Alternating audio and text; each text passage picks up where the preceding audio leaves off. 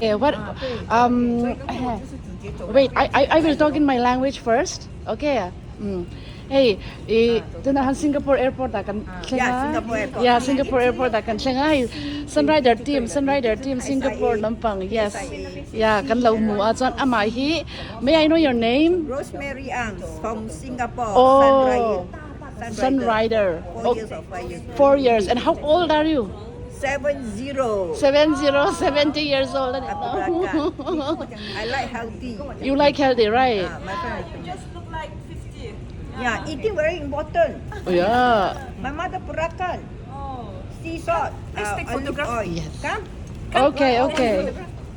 Hey, Singapore Airport hey him maklut to kinetic rain. I mean, and low. Nghe ka kinetic magnet mga so te aro inram le thap mayang lakina mo maklut to ka karon sukla hey. I hope they give me a proper hotel. What is the proper hotel? Okay.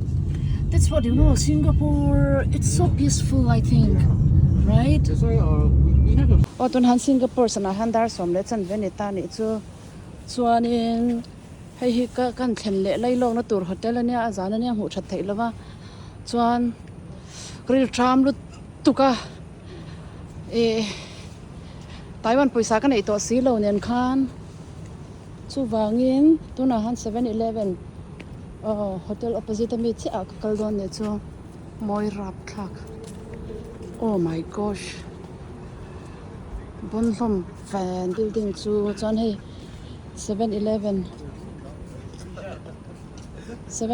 ka zong don tuna hian no chuanin building chong sang atamani hi Singapore hi chuan ka thlenna hotel ka sulai sanin ka sia okay khrichang le to la chuan hai kolange hela hi ka shelawa ma se Singapore hi chu tik tak chuanin thiang hlim lu to ka dan le don. Excuse me, where can I find 7-Eleven? 7-Eleven. Yeah.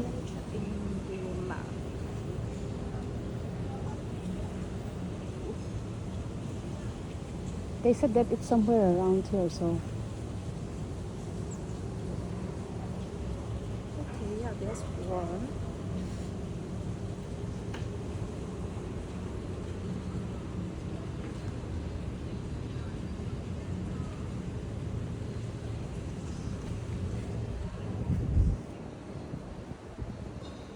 I have to go I that think, side? yeah, so we are at this side, and this is 7-Eleven. I think That you should- side, yeah, right? Yeah. Okay. Go straight, and then you should be able to see it. Okay. Yeah, 100. Okay, 100 meters? Yeah. Okay, Yeah, thank just you. go straight, go Thank you so much. No Thank you. Okay. Tumlutok. Tunahan 7-Eleven ka zong mek ta ni chu. Zandar som le chan via Singapore lama. Chuan halai hi enge restaurant and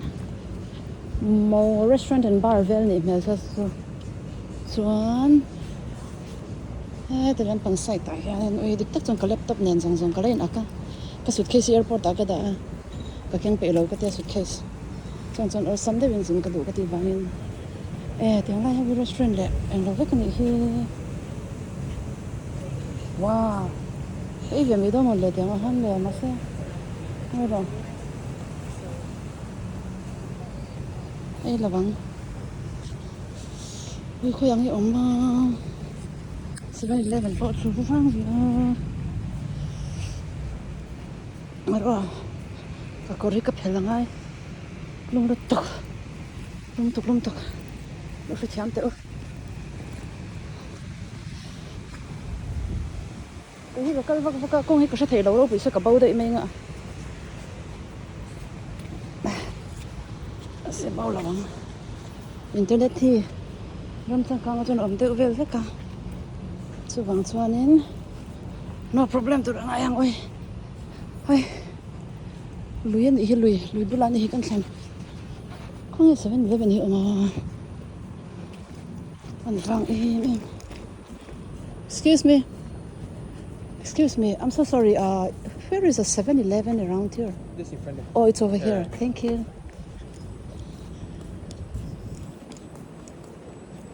We the warehouse hotel. The hint we see here or to get the warehouse hotel. So hala 7-Eleven omantia. Kapakalange. Hey, inge.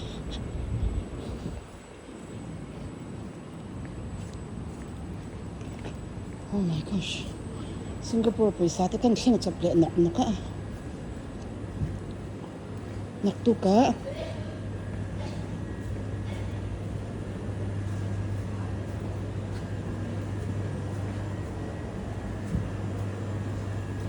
Okay. Tapi tak pasang kamu tak. Lu tengah bye. Ya. Kalau mati ke Isawa tu bang cuanin. Til ke Isawa tu nak cuanin. Ke hotel tu ke akaluton ni itu ke room number tu hi 271 ani ya. 271 iko yang ya. Mas nak so 721 boleh. 721. Tu berlampang di saya apa tu bah? 721 kan tu kan ni. Okay. Bathroom check na sa perang. Hey bathroom okay. Buang hal ka ngai do na. Kapan vel ve ka. Chuan ahang conditioner shampoo le body wash oma. Ang toilet hi chu automatic kan ni velo ni ha. Hình phẳng bây giờ cái gì con ngọc thui em chuan hàng cái room carpet hi dai la hay dustbin a ka pe lu nga langai do na Singapore ho hi chu chuan hay an room ni hi room chung an du chuan na khum thian a oma twin bed a min da ni hi twin bedroom a ekta ka be kan da lo kami okay tu ya oma Ting pui ka in chak o varak pui ka in ten sia manga menu fresh chu ndaru ka ha ka mo do na ai ka mo do na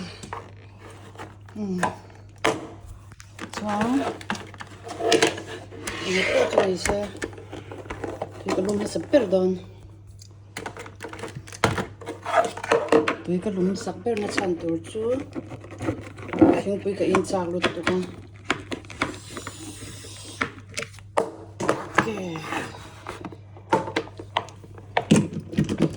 Okay. Thiang thì mình chung mà. Thiang hậu hotel thì lệ về với khi ngay trên nó sang choang. Tục gì mà kẻ lì cái in bốc ngà. Tại vì nó cái nằm chung kẻ lì bốc cái in mang lâu à. Và cô hi airport ta thiếu cái vài rem levin cái số à. Choang rem levin à mà cái thì phải à. Cái số phải nó lại ở treo tờ quá. Mẹ Diana in onem liter khat pot ling lo liter chan level chan ne Diana in on chuan he an wardrobe hi nge an wardrobe hi ti zong hon tu nge slide ni he okay hair dryer an da cha he kho ko ma cha an ta hen ni shelf an en ma lo chuan Không nói cái này đâu sum sum chu vang chuanin ye istri mà se istri ngata ka manang torchlight boka ka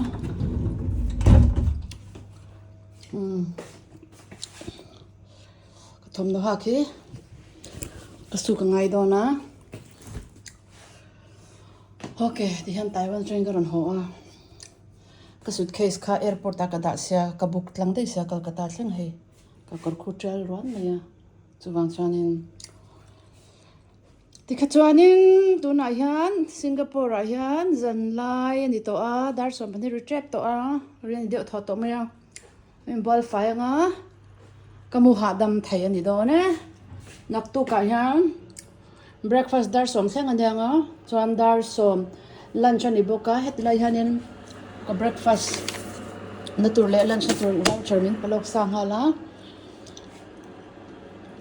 flight cancel te a reng chuanin airlines mo phurna ni ta ne airline chin ti khanin hotel a chuang tur passenger zong zong khazali chuang kan neta hotel min pe veka thlonin ei in tur po thlonin min pe veka taxi kallam le holam bang pa thlonin min pe vek ta ne flight an cancel meaw wang khan ma se kai ni ang tan chuan kan chan na sa hle a jin kong ati thui ba ka India akan airlines tur a khoi veka ka thlona karon hona tur po khoi veka ha ka choi bel pha ngai tak mela chuan chumi ti lem lawa chuan le karon thlen hun tura thleng thelo ni lai ni ron thlen tum ka nia ni lai thotana karon thlen mela chuwang chuan ka pa khanin program nei lo chuan ni lai thotana karon thlen hun tur kala shelawa chu karon shil chop cheu banga chu chu min ron hma thei chuan kalom hle ang bye.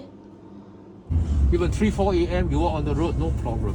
Oh. Yeah, in the city area, there's a lot of cameras around there. Right. But of course, even we Singapore say is full of cameras, I think. low crime doesn't mean there's no crime. Yeah. So you still need to protect yourself. Crime is everywhere, but correct. It's just a petty one. Or but whatever. as compared to other countries, Yeah, right? I yeah. mean, Singapore.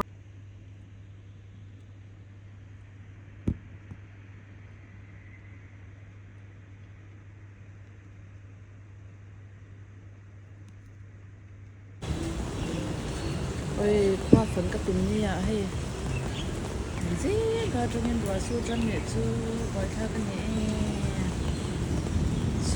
su lẽ này thì người ta cho bắn khẩu sọt đấy vậy su case là hộ airport đã cái đó đấy bục xe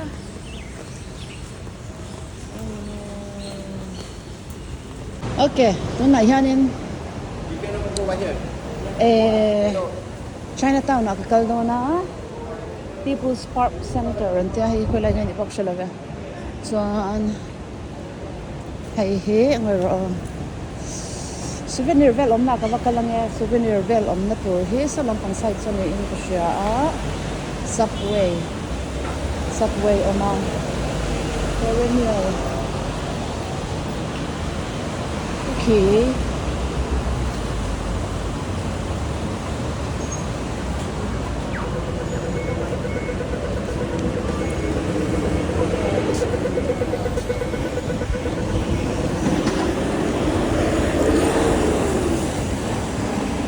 pang side so ne ka ring hotel 81 na hotel 81 ni ka ro ran ni ro hotel zo na hi city souvenir costume jewelry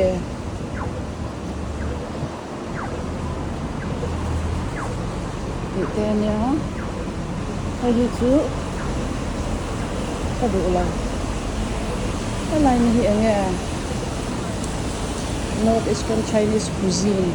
No, I don't know the cuisine. Okay, tahan kan culture na nga. Tasonin kilotam na yaw niya mase.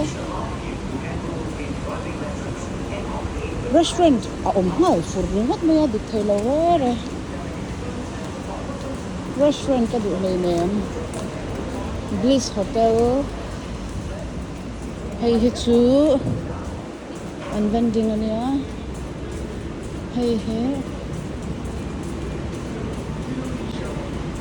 hey an map hey lon ka zon system map hi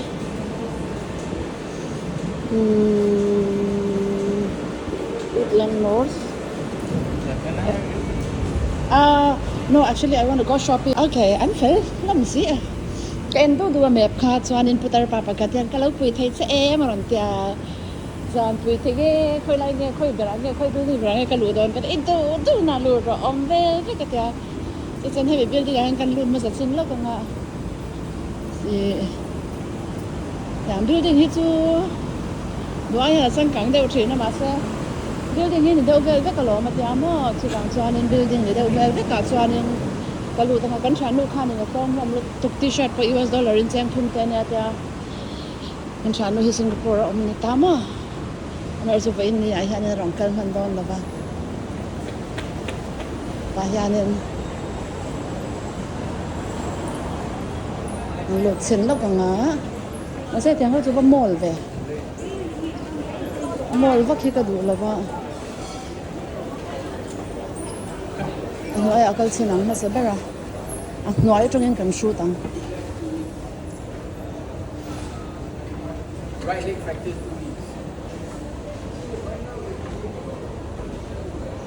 2 weeks. hay hi nghe ai tur về làm na ni hi ai tur chu kam mo lo na sa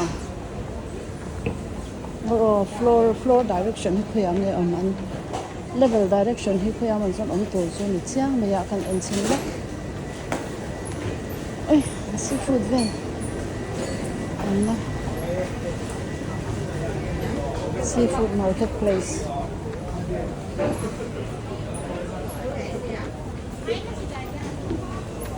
annual hen sale ni hi kan en chin ta hian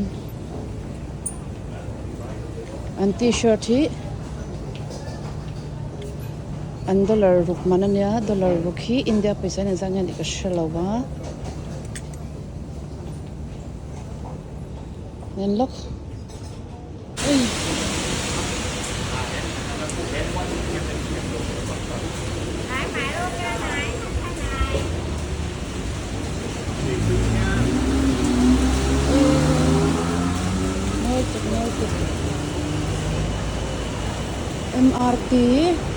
MRT hi ta zonga helai vali MRT ni in ka sia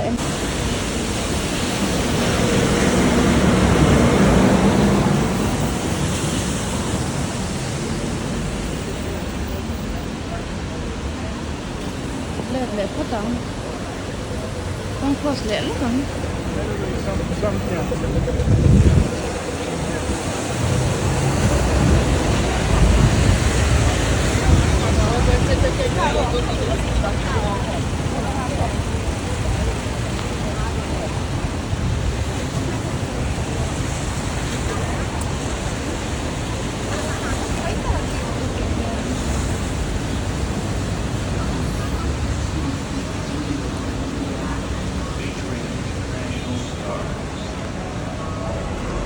kan chan ne MRT bula kal ro min ta MRT bula khan thula tlem min ta MRT chi helai area vel hi nia chuan helai mo hi chu atawa di box ya kal lei to thawa chen zaruk som li India paisa chen zaruk som li in India paisa chen zaruk som li in nge kha bek pali vel kal yang ni chu tlom chu tlom ta ni chu kan paisa alo kai ngani ramatang sia chuan bek khan ti le ma kami to bek kan che kha ka lei thota tawh tin huna po hian chuan helai hi MRT chu nia MRT bula MRT bula building pawl ma purple khan ni ko chiang ko lo ram di box building pawl la purple zani ka zonga e khaya ngai ni om lo shima chu bang chuanin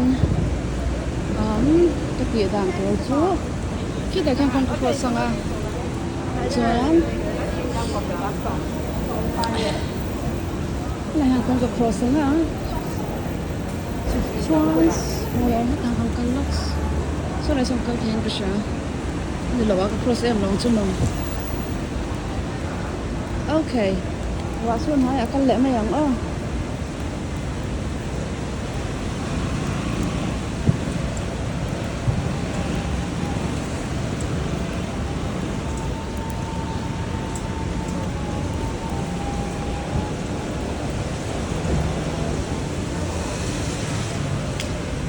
sáu lúc cảm rõ suy ra ôi lúc cái t-shirt ta thiếu cái cái vàng như vậy là cái t-shirt cái số ala rau box xí lâu ngay rồi hết trong hàng càng thiếu lắm building có là một purple là một chỗ vàng lẽ chú vàng cho nên cái tí về phải tổ lâu lại nó放晒放个卫生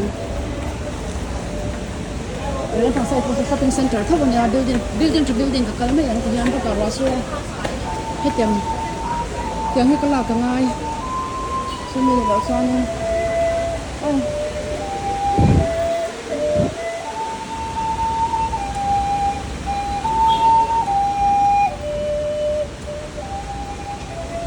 khởi sản ông rượu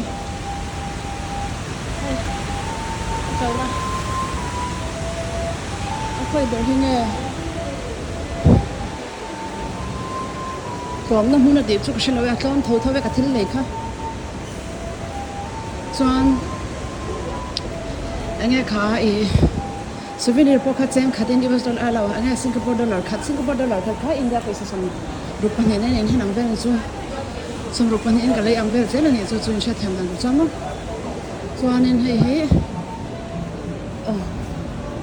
mala ma uncle chin ne on hei ki ha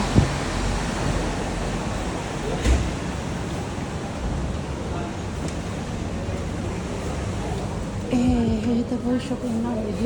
Okay. Try sat here. Down there shopping on. Hey, tam down the book. Golden Dragon Store.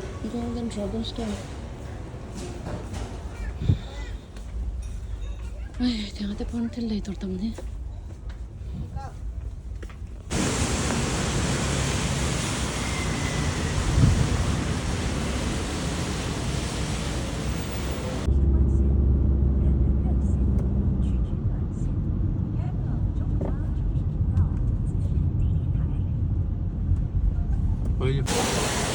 Hey, I'm building hita zon not in ta in kusha. Hey, MRT the light in the wall ta ne so. Hey, MRT one Chinatown MRT so the lampang sai so shopping mall ni ta ne so lampang ko so shopping mall ni ta so bang chan hey nei kal tum na ani ka sha ma se tu kalai no han to hello kala nei le to ko tuna hian in Singapore O2 ni ka shan mall hi na hang ka lut na mo chuan thila tamrap thak lu ka ken thiam lo amai ro chu ka du ver chu oversized t-shirt chu po glitter ka du ta ni chu du khir be angrang baksia awang khop maya du glitter thera pisia ui te moi ro lutuk ui te si ke ro to wow kan chen zaman nge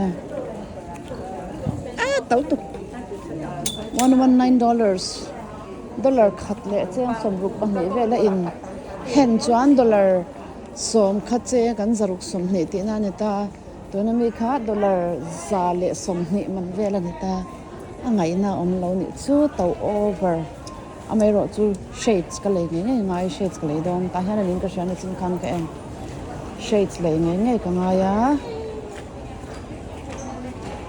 shades le ka du hi nasina ka en na khani em le nge ani lau moi ro ka du big kha oma he ni box ti lava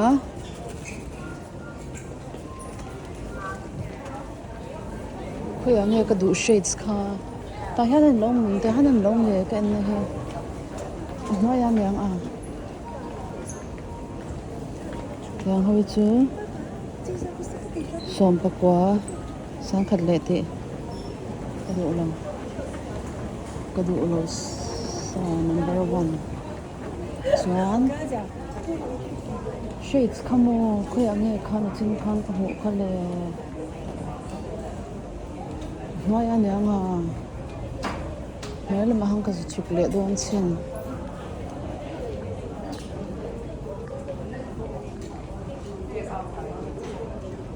Ngoro hei hi ma pun ka kal to a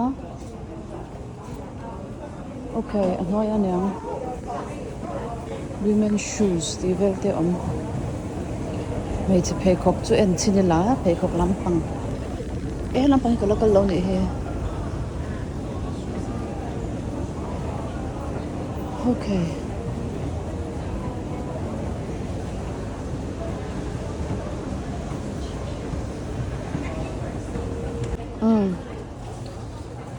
Hemi shades in ya ka lei du ka ti chunga hei hi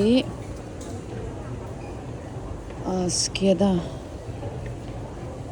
39 this one is $39 Yeah, $39 right okay hei hi 39 alo ni ta ni chu chuan hei le hei kan en kop tanga this is same I think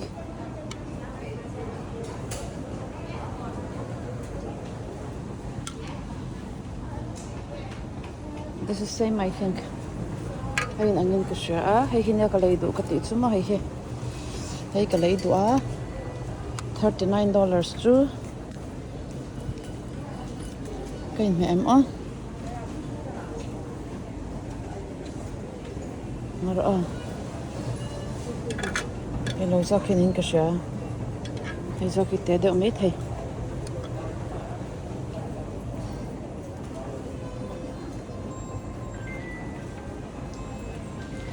kain me em tuna kamol kal na khai OGT hineta chuan hei apia cha hi people's park ne sa food court vel nin ka sha tang lai vel ai chu food court vel de be ni ta chuan ai ke na tol tok ma se hanga po chu ni se ka ho do na chan chu ka ho lo chuan lunch te ka nga ya ka lunch anga ka lunch du don si hotel free in ka lunch thei wangin ka honga lunch zo vele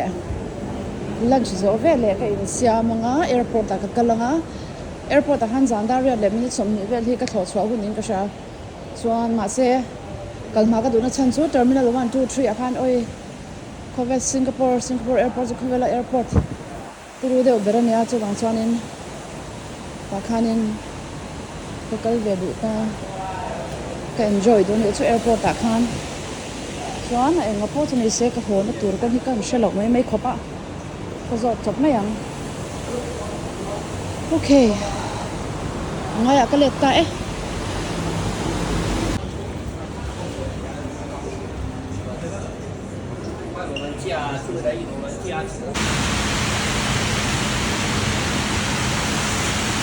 Singapore Airport thi abon rap thak lut tuka chuwang chuanin ka fang do na ma se ka zum chwa ka zum ma sap phutanga chuanin oi hetiang te he bon da ni an plans ang lo he ngai ra oi turu tu kan airport hi ma Khawvela Airport changkang le lian pola ni ta ne chu enjoy tur tam mo tu ka juggle ti akhan juggle ti kha kal don bo ka ne chu juggle ti kha chu ka zong phatanga chuan juggle ti aka kalanga toilet hi tu na han ka zong me ka chuanin ka ro hero number 3 ania ka shato thowa chu wang chuanin I just need a washroom aka vakal lakange bye chuan ka chhauna tur chu khu khiti lai Paradise Dynasty ti apakhan ka han chawang ki me ki Paradise Dynasty ti akhian mo chuan hei sir le lam le ma han tiang ui unplanned la hi natural ve kan le ha leng tim niam unin en kol ti tur bi kan mo natural vel ve kan so so tiang da so thing kung ho so airport chu ma thing kung he bon lutuk hei hi chu eng mala ni lo zo kan tia lom chu wang chuanin ngai ro enga po chu ni se toilet ka kalma saberang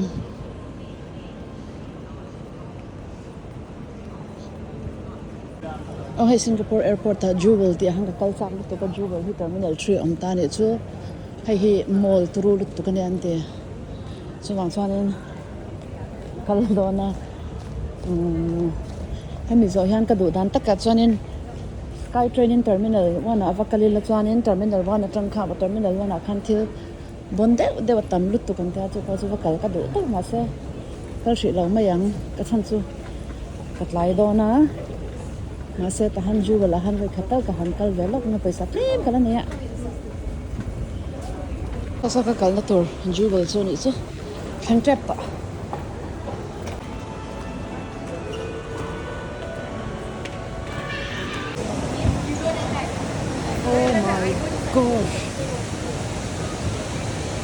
oh my gosh Sila sa dia kal don kal ve du sila sa voi ro dia kal dan tu chu han chau do ni hi okay tuna hianin jewel Singapore jewel khan ka omne ka chuan ta hianin hei thil ka mu don se bani chu mo hei hi away to Shishado Forest Valley sam de kra ki na mo chuanin ka mu tur cheu chu tada my gosh okay. Bon ram ra pal to thlai om na mon hino karam la hi bon to. Oh my god.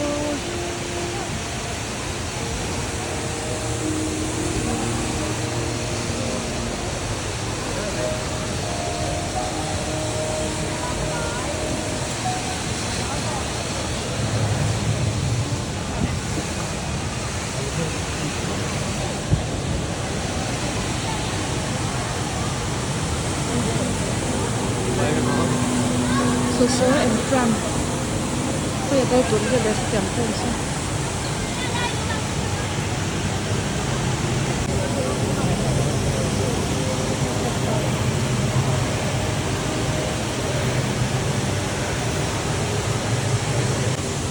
anh nói là bằng cái số em phát máu ông cái số lâu cái số bằng số mà sẽ chung là bằng cái culture lúc tụi cái chung là bằng cái thì lại cái này như vậy chẳng phải là culture lúc tụi nó làm cái đó là tụi chuan nói là bằng cái số em ông cái số lâu hay airport cái này ơi còn tàu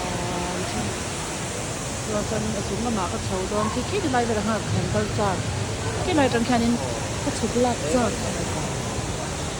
Vâng chán sao vâng á ôi anh phải mấy một chân cái chụp bùng loạn nên thế và hàng căn sáu chín nghe oh my god this is so nice the best so far cái cầu tố nó ở cho nên airport cái cầu tố nó cho nó là bông đó rồi hay ôi nó giờ à khi nó khen cái cầu tố ui cái bếp này tôi thấy nhiều quá nó rõ